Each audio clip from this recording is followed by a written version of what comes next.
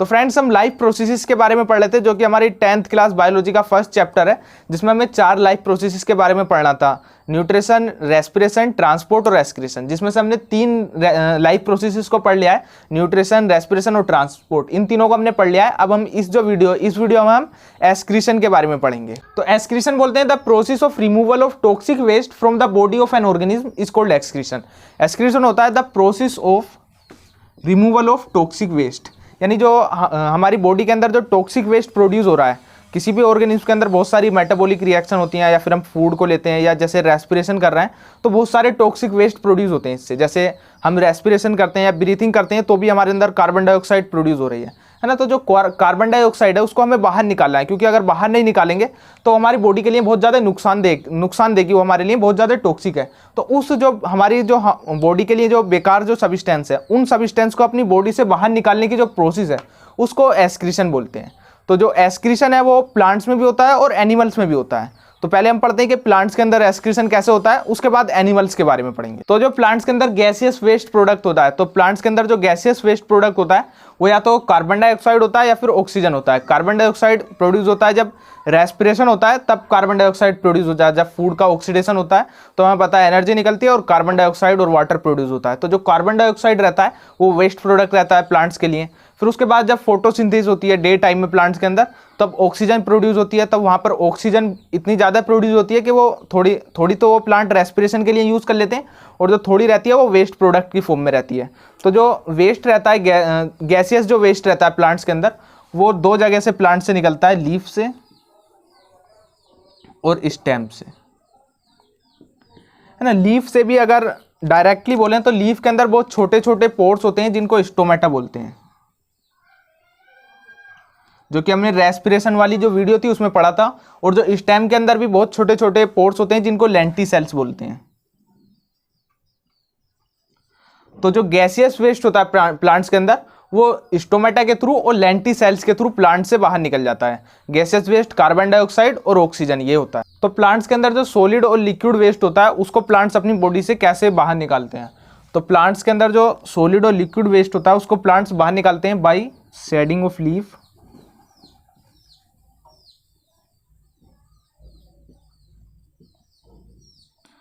जो पत्तियां होती हैं प्लांट्स की वो उसको गिरा देते हैं, पत्तियों को पतझड़ हो जाते हैं, गिरा देते हैं प्लांट्स।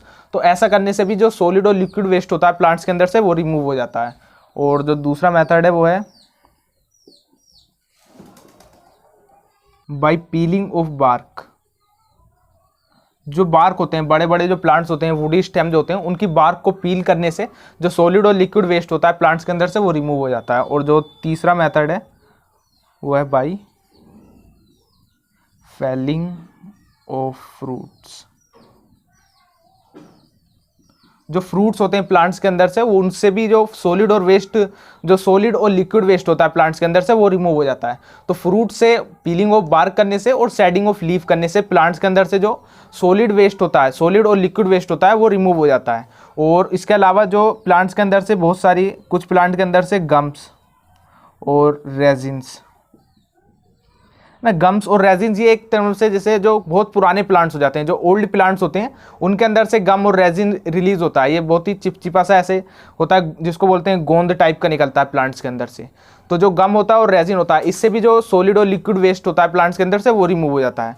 और इसके अलावा जो प्लांट्स की जो सॉइल होती है, जहाँ रूट रहती है प्लांट्स की, वो अपनी रूट के थ्रू सॉइल के अंदर जो आसपास की सॉइल है वहाँ पर भी अपना जो सॉलिड और लिक्विड वेस्ट है उसको वहीं सॉइल के अंदर भी रिलीज कर देता है। तो सॉलिड और लिक्विड जो वेस्ट प्रोडक्ट होता है प्लांट्स के अंदर से वो बाहर निकलता है प्लांट्स की बॉडी से बाई शेडिंग ऑफ लीफ को शेड करके, या फिर बार्क को पील करके, या फिर फ्रूट की फॉर्म में, है ना। और गम और रेजिन ये ओल्ड प्लांट्स के अंदर होता है। तो ऐसे प्लांट्स अपना जो वेस्ट होता है वो बाहर निकाल देते हैं। जो गैसियस वेस्ट होता है वो तो स्टोमेटा और लेंटिसेल्स के थ्रू बाहर निकल जाएगा, और जो सॉलिड और लिक्विड वेस्ट है वो इस तरीके से बाहर निकल जाएगा। तो अब पढ़ते हैं कि एनिमल्स के अंदर एक्सक्रीशन कैसे होता है। तो पढ़ेंगे हम एक्सक्रीशन इन एनिमल्स के बारे में। तो अगर एनिमल्स की बात करें तो सबसे पहले बात करेंगे अमीबा के बारे में। अमीबा क्या एक सिंगल सेल यूकैरियोटिक ऑर्गेनिज्म है, यूनिसेलुलर ऑर्गेनिज्म है, और बहुत ही सिंपल ऑर्गेनिज्म है। ये वाटर के अंदर रहता है इस टाइप से, जैसे ये अमीबा है। तो अमीबा के अंदर ऐसे न्यूक्लियस है, ये इसका वैक्यूल्स है, और जो अमीबा है अगर उसके अंदर जो गैसियस वेस्ट होगा, तो जो गैसियस वेस्ट होगा वो अमीबा के अंदर जो इसकी सेल मेम्ब्रेन है उसके थ्रू, डिफ्यूजन के थ्रू जो इसकी बॉडी से बाहर निकल जाएगा। तो जो गैसियस वेस्ट है अमीबा के अंदर वो इसकी बॉडी से बाहर निकल जाएगा थ्रू डिफ्यूजन।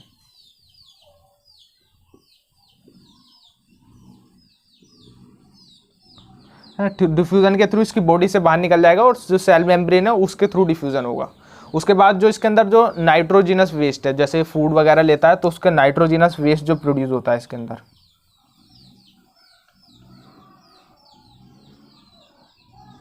तो नाइट्रोजिनस जो वेस्ट होता है अमीबा के अंदर वो कॉन्ट्रैक्टाइल वैक्यूल्स होता है इसके अंदर।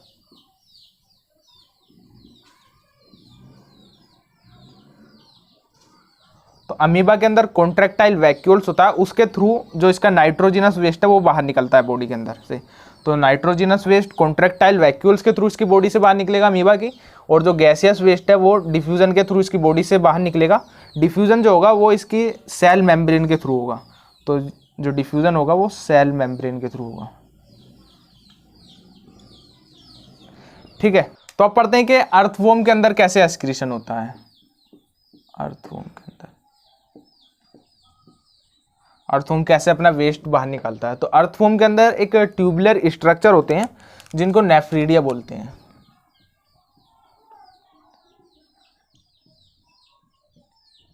तो जो नेफ्रीडिया होते हैं अर्थवॉर्म के अंदर, उनसे वो अपना एक्सक्रीशन करता है, और नेफ्रीडिया के अलावा जो अर्थवॉर्म की मोइस्ट स्किन है उसके थ्रू भी। लेकिन जो मोस्टली जो एक्सक्रीशन होता है वो नेफ्रीडिया के थ्रू होता है, लेकिन कुछ जो एक्सक्रीशन होता है वो मोइस्ट स्किन के थ्रू भी होता है। तो नेफ्रीडिया और मोइस्ट स्किन दोनों ही अर्थवॉर्म के लिए एक्सक्रीटरी ऑर्गन है। तो ये दोनों एक्सक्रीटरी ऑर्गन है।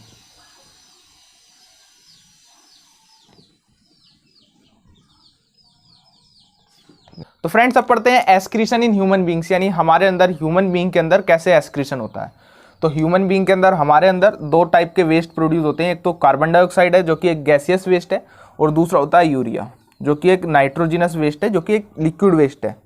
तो जो कार्बन डाइऑक्साइड होती है वो तो हमारे जो रेस्पिरेटरी सिस्टम होता है, लंग्स होता है, उसके थ्रू बाहर निकल जाती है। लेकिन जो यूरिया है जो कि नाइट्रोजिनस वेस्ट है और लिक्विड है, ये जो वेस्ट होता है ये हमारी बॉडी से किडनी के थ्रू बाहर निकलता है। यानी किडनी इस वेस्ट को हमारे ब्लड से सेपरेट करती है, फिल्टर करने का काम करती है। उसके बाद पूरा एक एक्सक्रीटरी सिस्टम है हमारी बॉडी का, उसके थ्रू ये हमारी बॉडी से बाहर निकलता है। तो पहले अब एक्सक्रीटरी सिस्टम को पढ़ते हैं हमारी बॉडी के अंदर। तो ये हमारा एक्सक्रीटरी सिस्टम है जो कि मिलके बना है 2 किडनी से। हमारे एक्सक्रीटरी सिस्टम के अंदर 2 किडनी होती हैं जो कि ये है, ये दोनों, ये किडनी है, ठीक है। और उसके अलावा 2 यूरेटर होते हैं जो कि ये 2 यूरेटर हैं, ये पाइप हैं, ये जो किडनी से यूराइन को लेकर जाएंगे इस ब्लेडर के अंदर, ठीक है। उसके अलावा एक ये वाला पार्ट जो जहां पर यूराइन जो स्टोर होता है उसको बोलते हैं ब्लेडर, और एक यूरेथ्रा, ये ब्लेडर में इसको ये रहा। उसके बाद ये वाला पार्ट जो ये यूरेथ्रा है। यूरेथ्रा क्या करता है, जब यहाँ से यूरिन निकलता है तो यूरिन का जो फ्लो है उसको कंट्रोल करता है। तो urethra control the flow of urine, तो यूरिन का जो फ्लो होता है उसको कंट्रोल करता है। और उसके अलावा यहाँ पर 2 ये एक आर्टरी होती है, एक वेन्स होती है, इसको बोलते हैं रीनल आर्टरी, और ये रेड कलर से जो मैंने दिखा रखी है ये वेन है जिसको बोलते हैं रीनल वेन, ठीक है। तो ये हमारा एक्सक्रीटरी सिस्टम है पूरा, जो कि रेस्पॉन्सिबल है जो यूरिया होता है हमारे ब्लड के अंदर उसको हमें बॉडी से बाहर निकालना है, क्योंकि वो बहुत ज़्यादा टॉक्सिक होता है। जो हमारा लिक्विड नाइट्रोजिनस वेस्ट है यूरिया, उसे बॉडी से बाहर निकालने के लिए ये पूरा एक्सक्रीटरी सिस्टम रेस्पॉन्सिबल होता है। और एक्सक्रीटरी सिस्टम में ये सबसे पहले किडनी आती है। किडनी जो होती है वो बहुत इंपॉर्टेंट ऑर्गन है एक्सक्रीटरी सिस्टम में। इनफैक्ट जो हमारा एक्सक्रीटरी ऑर्गन है वो किडनी होता है, और किडनी जो होती है जो हमारी बैकबोन है, जो वर्टिबल कॉलम है और एब्डोमेन कैविटी है, उसमें वर्टिबल कॉलम के साइड में और जो एब्डोमेन कैविटी में बैक की तरफ पे किडनी होती हैं। और किडनी का शेप आप देख सकते हैं ऐसे बीन शेप की होती हैं, है ना। और जो किडनी है उसके अंदर 1 मिलियन के समथिंग नेफ्रॉन पाए जाते हैं, जो फिल्ट्रेशन का काम करते हैं, जो ब्लड से यूरिया को सेपरेट करते हैं, वो सारा काम ये नेफ्रॉन करते हैं। क्योंकि किडनी के अंदर बहुत सारे ऐसे नेफ्रॉन पाए जाएंगे और नेफ्रॉन ही सारा ब्लड से यूरिया को सेपरेट करके यूरिन में कन्वर्ट करेंगे और उस यूरिन को इस पाइप से, यूरेटर की हेल्प से इस ब्लेडर के अंदर स्टोर करके रखेंगे हम। अब जब ब्लेडर जब फुल हो जाएगा तो यहाँ से उसको रिलीज कर देंगे हम। तो ऐसे जो यूरिया है हमारे ब्लड के अंदर वो हमारी बॉडी से बाहर निकल जाएगा यूरिन की फॉर्म में। तो अब जो नेफ्रॉन है इनके बारे में पढ़ते हैं, कैसे नेफ्रॉन होते हैं, कैसे ब्लड को ये फिल्टर करते हैं। तो ये हमारा नेफ्रॉन का स्ट्रक्चर है और ये नेफ्रॉन जो होते हैं ये किडनी के अंदर होते हैं, जो कि बहुत ज़्यादा मिलियंस की तादाद में होते हैं किडनी के अंदर। और ये हमारे एक्सक्रीटरी यूनिट है नेफ्रॉन, और सारा जो फिल्ट्रेशन का काम करते हैं किडनी के अंदर वो ये नेफ्रॉन ही करते हैं। और ये जो नेफ्रॉन है इसमें ये पार्ट होता है एक जिसको बोलते हैं बोमेन कैप्सूल। Bowman capsule. उसके बाद एक ये वाला पार्ट है, इसको बोलते हैं ग्लोमेरुलस।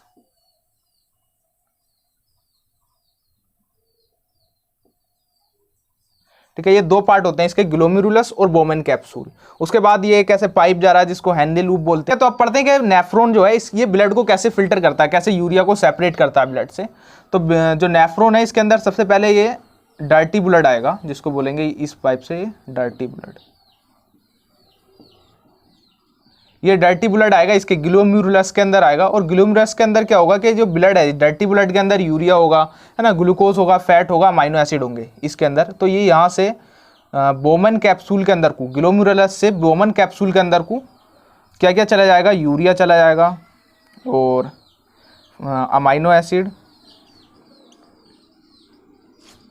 और बहुत सारा सॉल्ट, वाटर, है ना, ये सब चीज़ें बोमेन कैप्सूल के अंदर चली जाएंगी यहाँ से ग्लोमेरुलस से। अब बोमेन कैप्सूल के अंदर ये है अमाइनो एसिड है, यूरिया है, सोल्ट है और वाटर है, ये सब है। और ये सब जाते रहेंगे और इस जगह पे जो ये ऐसे लूप है इसको हेनले लूप बोलते हैं। और इस हेनले लूप के अंदर जो वाटर है और ग्लूकोज है और अमाइनो एसिड जो है और मोस्ट सोल्ट, ये सोल्ट लो, इतनी सारी चीज़ें यहाँ पर आकर रीएब्जॉर्ब हो जाएंगी, है ना। जो ये लूप है इस लूप में आकर क्या होगा, वाटर, ग्लूकोज, अमाइनो एसिड और बहुत सारे सोल्ट यहाँ पर आकर जो अभी ब्लड से निकल के इसके अंदर आते हैं, बोमेन कैप्सूल के अंदर आते हैं, वो यहाँ पर आकर रीएब्जॉर्ब होकर दोबारा से ब्लड के अंदर चले जाएंगे। तो बस क्या क्या बचेगा, इस जो पाइप है, ये जो लूप है, इसके अंदर बस यूरिया बच जाएगा। यूरिया को छोड़कर और बाकी जो चीज़ें हैं वो सारी दोबारा से ब्लड के अंदर रीएब्जॉर्ब हो जाएंगी। उसके बाद ये जो यूरिया है वो इधर से निकलेगा, इसके साथ यहाँ पर क्या होगा, यूरिया होगा और कुछ सोल्ट होगा। ठीक है, मोस्टली सोल्ट तो यहाँ पर रीएब्जॉर्ब हो जाएगा, लेकिन कुछ सोल्ट बचेगा वो यहाँ पर जाएगा और ये यहाँ पर इस पाइप में आएगा। यहाँ से दूसरे नेफ्रॉन से ऐसे यूराइन आ रहा होगा, है ना। तो ऐसे ये यूरिया जो है इधर को चला जाएगा, यूरिया और साल्ट। ये यूरिया इस जगह पर यूरिन की फॉर्म में होगा। ठीक है, urea in form of urine. ये दूसरे नेफ्रॉन से ऐसे यूराइन आ रहा है और ये यूरिन जो है ये ऐसे जाएगा, यूरिन ये ब्लेडर में जाकर इकट्ठा हो जाएगा और ब्लेडर से फिर यूरेथ्रा के थ्रू बाहर निकल जाएगा। तो ऐसे जो नेफ्रॉन होता है वो फिल्टर करता है हमारे बॉडी से।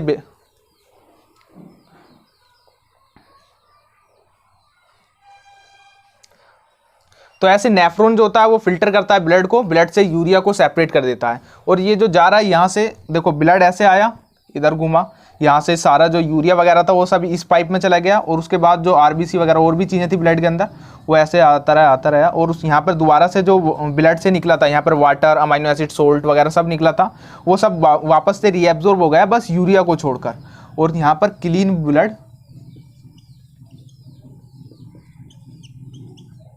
तो यूरिन फॉर्मेशन में 3 चीज़ें हो रही हैं, एक तो ग्लोमेरुलस फिल्ट्रेशन हो रहा है ना, उसके बाद रीएब्जॉर्प्शन हो रहा है और उसके बाद सीक्रेशन हो रहा है ना। ग्लोमेरुलस फिल्ट्रेशन में जो ये सारी चीज़ें यूरिया, अमाइनो एसिड, सोल्ट और वाटर, ये सब इस बोमेन कैप्सूल के अंदर जा रही हैं। रीएब्जॉर्प्शन में जो यूरिया को छोड़कर और बाकी चीज़ें थी वो दोबारा से रीएब्जॉर्ब हो रही हैं।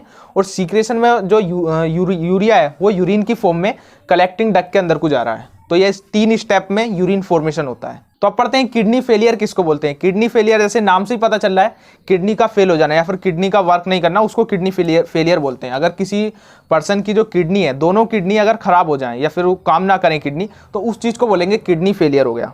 तो किडनी फेलियर में क्या क्या कॉजेज होते हैं किडनी फेलियर के? Causes of kidney failure. तो किडनी फेल होने के कॉजेज हैं, जैसे अगर कोई इन्फेक्शन हो जाए, है ना, एन इन्फेक्शन, या फिर कोई इंजरी हो जाए, और किडनी के अंदर कोई कट लग जाए, है ना, कोई एक्सीडेंट हो जाए, कुछ हो जाए, तो उसको बोलेंगे। तो उससे भी किडनी जो खराब हो सकती है, फेल हो सकती है। या फिर हाई ब्लड प्रेशर हो,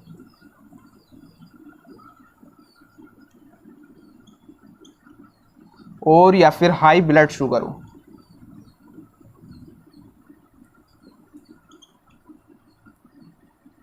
है ना, ब्लड शुगर हाई हो या ब्लड प्रेशर हाई हो, इससे भी किडनी फेल हो सकती है। तो ये कॉजेज हैं किडनी फेलियर के। अब किडनी फेल हो जाती है, किसी की किडनी काम करना बंद कर देती है, तो उसका जो यूरिया होता है, जो यूरिया है उसके ब्लड के अंदर, जो उस पर्सन के ब्लड के अंदर, वो कैसे उसकी बॉडी से बाहर निकलता है। तो जब किडनी फेल हो जाती है तो उसके सॉल्यूशन है, तो सॉल्यूशन फॉर किडनी फेलियर,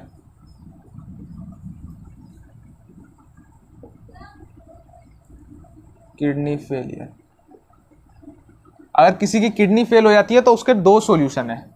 पहला तो किडनी ट्रांसप्लांट,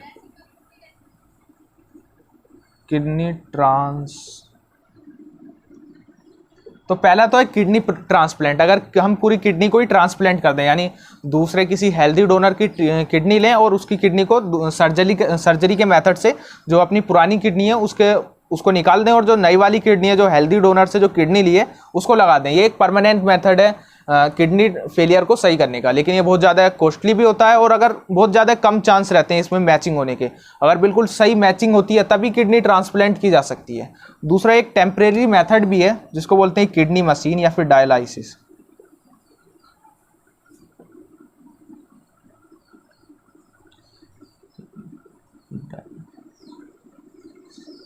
तो 2 मेथड हैं किडनी फेलियर को सही करने के, किडनी ट्रांसप्लांट और किडनी मशीन, जो कि डायलाइसिस बोलते हैं किडनी मशीन को। तो किडनी ट्रांसप्लांट तो सर्जिकल मेथड है, इसमें किसी हेल्दी डोनर की किडनी लेंगे और आपकी किडनी की जगह उसकी किडनी लगा देंगे, लेकिन मैचिंग बहुत ज़्यादा मुश्किल रहता है, कॉस्टली रहता है। लेकिन ये परमानेंट मेथड है। एक टेम्परेरी मेथड है जिसको बोलेंगे किडनी मशीन या फिर डायलाइसिस। इसमें एक मशीन होती है जिसके अंदर आपका ब्लड को भेजेंगे और उस ब्लड से यूरिया को बाहर निकालेंगे, और फिर जो क्लीन ब्लड होगा उसको आपकी बॉडी के अंदर दोबारा से एंटर करा देंगे। तो अभी किडनी मशीन या फिर डायलाइसिस है, इसके बारे में अभी डिटेल में पढ़ते हैं। तो ये किडनी मशीन है जिसको डायलाइजर भी बोलते हैं, और इस डायलाइजर में यहाँ से डायलाइजिंग सॉल्यूशन डालते हैं हम, यहाँ से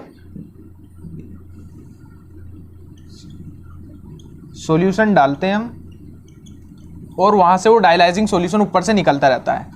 और उसके अंदर ये एक मेम्ब्रेन से बना हुआ ऐसे पाइप टाइप का होता है, जो कि सेलेक्टिवली परमिएबल मेम्ब्रेन का बना हुआ होता है। तो सबसे पहले क्या होता है कि ये जो वेन है, यहाँ से हम ब्लड लेते हैं और ये ब्लड ऐसे जाता है, यहाँ पे पंप लगा हुआ है। पंप क्या करेगा, इस ब्लड को सक करेगा और इधर की साइड को पुश करेगा। उसके बाद जिससे भी हम ये ब्लड ले रहे हैं, तो वो उस पर्सन के साथ हो रहा है जिसकी किडनी फेल हो चुकी है, यानी जो उसका ब्लड से अंदर से हम यूरिया निकालने के लिए ये सब प्रोसेस कर रहे हैं, है ना। तो इस ब्लड के अंदर यूरिया प्रेजेंट होगा, ब्लड कंटेन यूरिया, या फिर ये डर्टी ब्लड है। अब ये ब्लड ऐसे जाएगा, जो कि ये पाइप है इसके अंदर को जाएगा, ये सेलेक्टिवली परमिएबल मेम्ब्रेन का बना हुआ है, ऐसे ऐसे ब्लड होता हुआ जाएगा, ठीक है। जब ये जो ब्लड है इसके अंदर एंटर करेगा, डायलाइजर के अंदर एंटर करेगा मशीन के अंदर, तो क्या होगा कि ब्लड के अंदर से यूरिया है वो ऐसे बाहर निकलना शुरू हो जाएगा। डिफ्यूजन के थ्रू जो यूरिया है वो ब्लड से जो इस डायलाइजर सॉल्यूशन है उसमें मिक्स होना शुरू हो जाएगा डिफ्यूजन के थ्रू, और ऐसे जैसे घूमता रहेगा ये ब्लड सारा इसके अंदर, यहाँ तक आते आते जितना भी सारा इसके अंदर यूरिया वगैरह था, जो इम्प्यूरिटीज़ थी ब्लड के अंदर या जो टॉक्सिक सब्सटेंस थे, है ना, ज़्यादातर यूरिया ही होता है, वो यूरिया सारा हमारा इस डायलाइजर सॉल्यूशन के अंदर आ जाएगा। डायलाइजिंग सॉल्यूशन के अंदर आ जाने के बाद जो ब्लड मिलेगा हमको, वो क्लीन ब्लड मिलेगा या फिर प्योर ब्लड मिलेगा, और हम इस क्लीन ब्लड को आर्टरी में भेज देंगे, ठीक है। तो ऐसे ये डायलाइजिंग जो मशीन है ये पूरी ऐसे काम करती है। तो फ्रेंड्स आज की वीडियो हम यहीं फिनिश करते हैं, क्योंकि जो हमारा लाइफ प्रोसेसेस चैप्टर है वो यहाँ पर आकर फिनिश हो जाता है। अगर आपको अच्छी लगी, अगर आपकी हेल्प हुई इस वीडियो से थोड़ी बहुत भी, तो आप इसे अपने फ्रेंड के साथ शेयर करो, लाइक करो वीडियो को और सब्सक्राइब करो पढ़ लो दुनिया को। और अगर आपको कुछ डाउट आता है, कहीं कुछ समझ नहीं आता है वीडियो से रिलेटेड, तो आप कमेंट में लिखकर पूछ सकते हैं।